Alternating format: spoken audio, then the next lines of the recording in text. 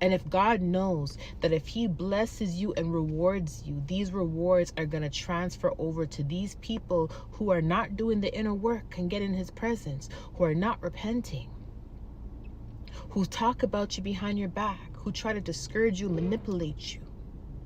If God knows that the reward that he gives you is going to benefit these people, he's going to put a pause on your breakthrough. He's going to put a pause on your blessing. He's going to put a pause on your reward, because he does not want to reward those who are undeserving of a reward.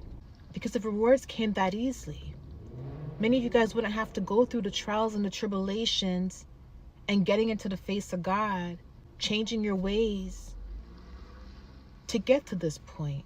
All you would have had to do was go and connect yourself to someone who's already done the work, and you would have been rewarded, right?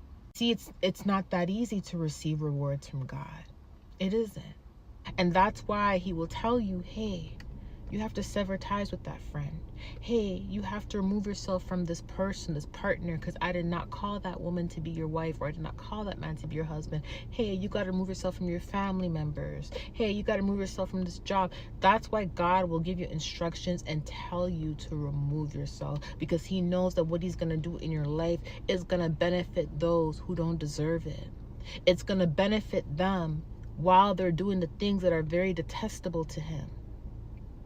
And he knows it's going to benefit them long term, right? It's not just a blessing your enemies or blessing someone who persecutes you. No, you are literally changing their life with the type of favor that you have.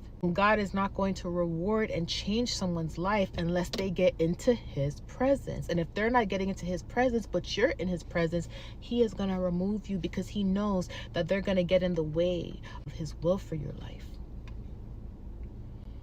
So it may be hard, it may be frustrating, it may be difficult, it may hurt, but obedience is better than sacrifice, okay? Whoever this word is for, take heed. God has a plan for you.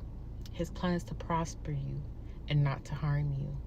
And you have to trust in his plan, right? And that's what he says.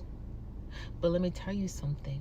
If his plan is to prosper you and not to harm you, and he is telling you to remove yourself from someone who you're having a very hard time removing yourself from, what does that mean?